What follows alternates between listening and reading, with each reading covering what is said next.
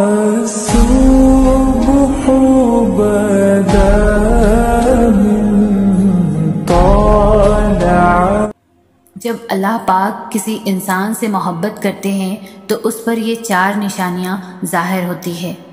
ہر شخص یہ جاننا چاہتا ہے کہ اللہ تعالیٰ اس سے ناراض ہے یا پھر راضی ہے، لیکن سوال تو یہ پیدا ہوتا ہے کہ انسان کو کیسے پتہ چلے کہ اللہ تعالیٰ کی پاک ذات اس سے راضی ہے یا نہیں۔ تو آج ہم اسی کے بارے میں بات کریں گے کہ جب اللہ تعالیٰ کسی انسان سے راضی ہوتا ہے تو اس انسان پر وہ کون سی 4 نشانیاں ہیں جو ظاہر ہوتی ہے، جس سے اس انسان کو سمجھ جانا چاہیے کہ اللہ تعالیٰ کی ذات اس سے راضی ہے۔ ناظرین، حضرت موسیٰ علیہ السلام اللہ تعالیٰ سے ہم کلام ہوا کرتے تھے، یعنی کہ اللہ تعالیٰ سے باتیں کیا کرتے تھے۔ انہوں نے اللہ تعالیٰ سے فرمایا کہ اے میرے معبود، تیرے راضی ہونے کی نشانیاں کیا ہیں؟ تو خالق کائنات نے فرمایا، اے موسیٰ، جس بندے سے میں خوش ہوتا ہوں تو میرے راضی ہونے کی سب سے پہلی علامت یہ ہے کہ میں اس کے گھر بیٹی جیسی رحمت کو بھیج دیتا ہوں۔ جس بندے کے گھر بیٹی پیدا ہو جائے تو سمجھ لینا کہ اس بندے سے میں راضی ہوں۔ ناظرین، جو بندہ دین اسلام کی شریعت کے مطابق اپنی بیٹی کی تربیت کرتا ہے، اپنی بیٹی کو جوان کرتا ہے، یعنی اپنی بیٹی کو دین کا علم سکھاتا ہے، اور اس بیٹی کا نکاح کر کے اس کو رخصت کر دیتا ہے، تو ایسے بندے کے متعلق اللہ تعالیٰ نے فرمایا ہے کہ میں ایسے بندے سے راضی ہوتا ہوں، اتنا خوش ہوتا ہوں کہ اس بندے کو قیامت کے دن بغیر حساب کتاب کے میں جنت میں داخل کر دوں گا۔ اس بات کی وضاحت ہمیں احادیث محمدی سے ملتی ہے کہ حضرت محمد مصطفیٰ صلی اللہ علیہ وسلم نے اپنے صحابہ سے ارشاد فرمایا کہ اے میرے صحابہ، جس بندے کی 3 بیٹیاں ہوں اور وہ اپنی تینوں بیٹیوں کی اچھی طرح سے پرورش کرے، میرے دین کی تعلیم دے، تینوں بیٹیوں کو قرآن سکھائے، حلال کا لقمہ انہیں کھلا کر ان 3 بیٹیوں کو جوان کرے، اور جوان کرنے کے بعد شریعت محمدی کے مطابق، یعنی میری شریعت کے مطابق اپنی بیٹیوں کا نکاح کر کے ان کو رخصت کر دے، تو مجھے قسم ہے اس اللہ کی کہ جس کے قبضہ قدرت میں میری جان ہے، وہ بندہ مجھے اتنا پسند ہے کہ قیامت کے دن نفسا نفسی کا عالم ہوگا، اور وہ 3 بیٹیوں کا باپ اور میں جنت میں اس طرح داخل ہوں گے جس طرح یہ دونوں انگلیاں آپس میں ملی ہوئی ہیں۔ ابھی رسول خدا صلی اللہ علیہ وسلم یہ بات سنا ہی رہے تھے کہ ایک شخص کھڑا ہوا اور کہنے لگا، یا رسول اللہ، جن کی 3 بیٹیاں ہوں گی تو وہ آپ کے ساتھ جنت میں چلا جائے گا، لیکن یا رسول اللہ، جن کی 2 بیٹیاں ہوں گی تو وہ کہاں جائیں گے؟ تو ہمارے پیارے آقا صلی اللہ علیہ وسلم نے فرمایا، اے میرے صحابی، 2 بیٹیوں والا باپ بھی قیامت کے دن جنت میں میرے ساتھ ہی داخل ہوگا، جیسے یہ ایک انگلی دوسری انگلی کے ساتھ جڑی ہوئی ہے۔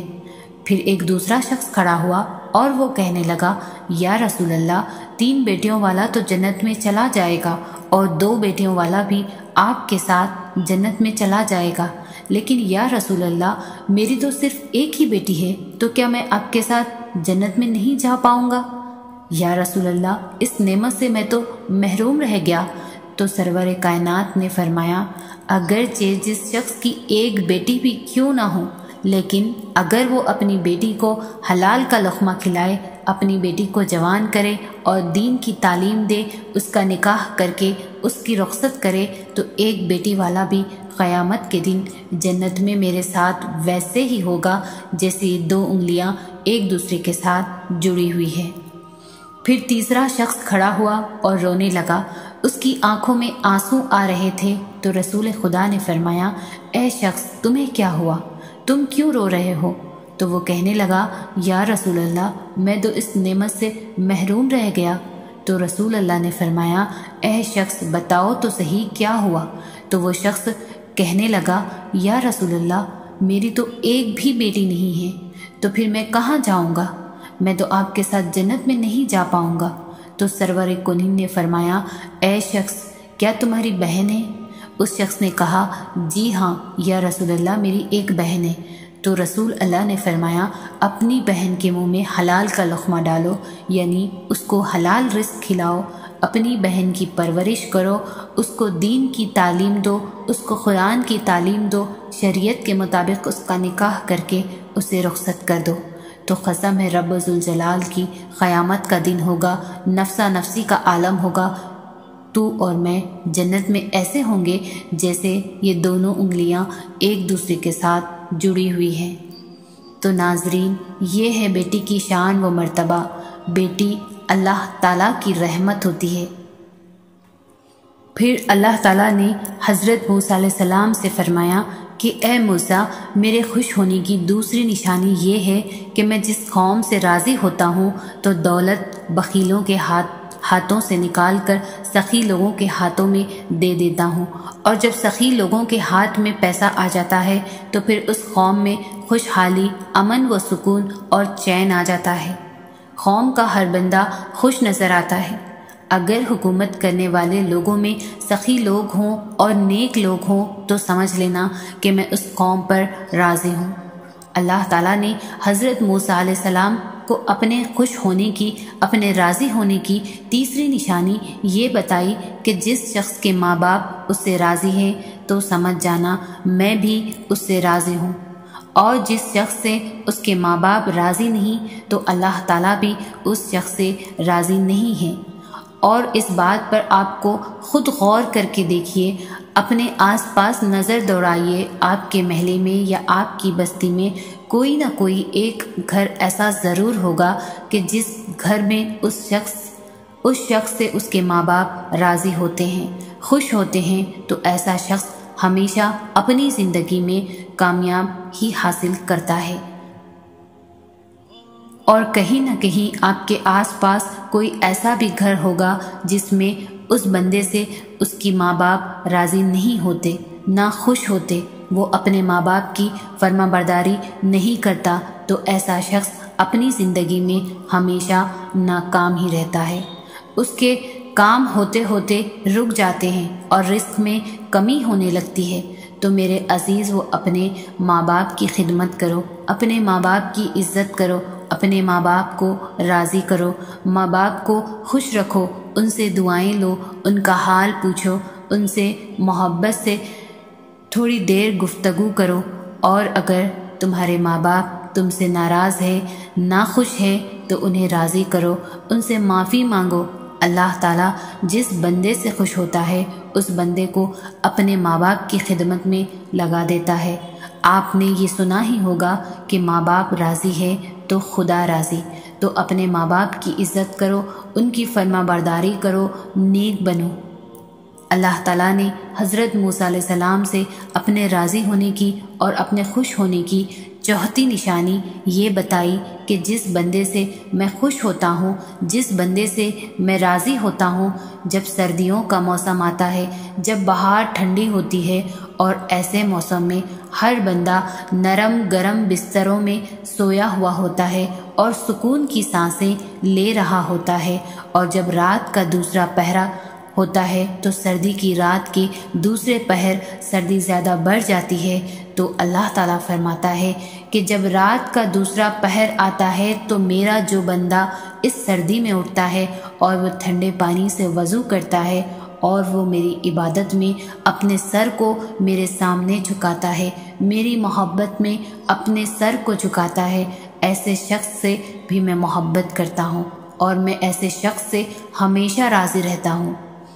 تو ناظرین، کچھ لوگ یہ سمجھتے ہیں کہ اللہ تعالیٰ نے جن لوگوں کو دولت سے نوازا ہے، جن لوگوں کو عزت سے نوازا ہے، جن کا بڑا کاروبار ہے، بڑی بڑی گاڑیاں ہیں، بڑا گھر ہے، تو ایسے شخص سے اللہ پاک خوش ہے، لیکن ایسا نہیں ہوتا بھی ہے اور نہیں بھی، کیونکہ اللہ تعالیٰ جس سے راضی ہوتا ہے اس کا امتحان لیتا ہے، اور اللہ تعالیٰ جو چاہے وہ کر سکتا ہے، اور جس سے محبت کرتا ہے اس کو آزماتا ہے، اور گاڑی، بنگلہ، عزت، کاروبار، پیسہ، دولت، یہ ساری چیزیں اللہ تعالیٰ کے راضی ہونے کی یا خوش ہونے کی نشانیاں نہیں ہیں، یہ چیزیں تو ہر وہ انسان حاصل کر سکتا ہے جو اس کے لیے دن رات محنت کرتا ہے۔ آپ حضرت ابراہیم علیہ السلام کی زندگی دیکھیے۔ حضرت ابراہیم علیہ السلام اکیلے تھے جو اللہ پر ایمان رکھتے تھے، جو بتوں کی پوجا نہیں کرتے تھے، اس لیے ان کے والد بھی ان کے خلاف ہو گئے، انہیں آگ میں ڈال دیا گیا، ان کے لوگ